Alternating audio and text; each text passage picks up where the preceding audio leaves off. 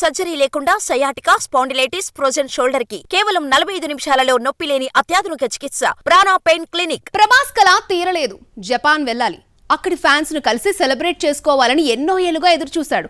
ఆ టైం రానే వచ్చింది. త్వరలో కల్కి జపాన్ ప్రీ రిలీజ్ ఈవెంట్ లో పాల్గొంటాడు అనుకుంటే గాయం కారణంగా వెళ్ళలేకపోతున్నాడు. డార్లింగ్ ఏమైంది? ఎందుకు జపాన్ ఫ్లైట్ ఎక్కలేకపోతున్నాడు? Just watch it. Baahubali 2 Japan లో మంచి వసూళ్లు రాబట్టింది. బాహుబలి పాటకు జపనీస్ ఆడిపాడారు. అక్కడ తనకున్న క్రేజ్ ను కల్కితో యూజ్ చేసుకోవాలని చూశాడు ప్రభాస్. ప్రపంచవ్యాప్తంగా 1000 కోట్లు కలెక్ట్ చేసిన కల్కిని జనవరి 3న జపాన్లో రిలీజ్ చేస్తున్నారు. రిలీజ్ కు ముందే ప్రభాస్, దర్శకుడు నాగస్విన్ జపాన్లో ప్రమోషన్ ప్లాన్ చేశారు.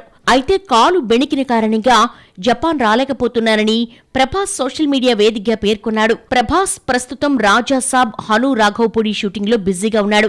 షూటింగ్ టైంలో కాలు బెణికిందని, అందుకే జపాన్ కు వెళ్లలేకపోతున్నారంటూ ట్వీట్ చేశాడు ప్రభాస్. త్వరలోనే కలుస్తానని పేర్కొన్నాడు. డార్లింగ్ వెళ్లలేకపోయినా నాగస్విన్ వెళ్లి ప్రమోషన్స్ లో పాల్గొంటున్నాడు. డార్లింగ్ ఇప్పటికే 2 సార్లు లండన్ వెళ్లి మోకాలు ఆపరేషన్ చేయించుకునొచ్చాడు. ఆది పురుష్, కల్కి ఈవెంట్స్ లో కుంటుతూ సాయం తీసుకుని నడిచాడు. మళ్లీ కాలు బెణకడంతో డార్లింగ్ ఫ్యాన్స్ లో ఆందోళన మొదలైంది. ప్రభాస్ కు కాలు బెణకడంతో రాజాసాబ్ అనుకున్న టైంలో వస్తుందా రాదా అన్న డౌట్ మొదలైంది. సినిమాను ఏప్రిల్ 10న రిలీజ్ చేస్తున్నట్టుగా ప్రకటించారు. మళ్లీ కోలుకుని ఎప్పుడు సెట్స్ పైకి వెళ్తాడో తెలియాల్సిందే. రాజాసాబ్ హారర్ థ్రిల్లర్ గా రూపొందుతోంది. విఎఫ్ఎక్స్ వర్క్ ఎక్కువగా ఉండడంతో అనుకున్న టైంలో సినిమా వస్తుందా రాదా అన్న అనుమానం కూడా మొదలైంది.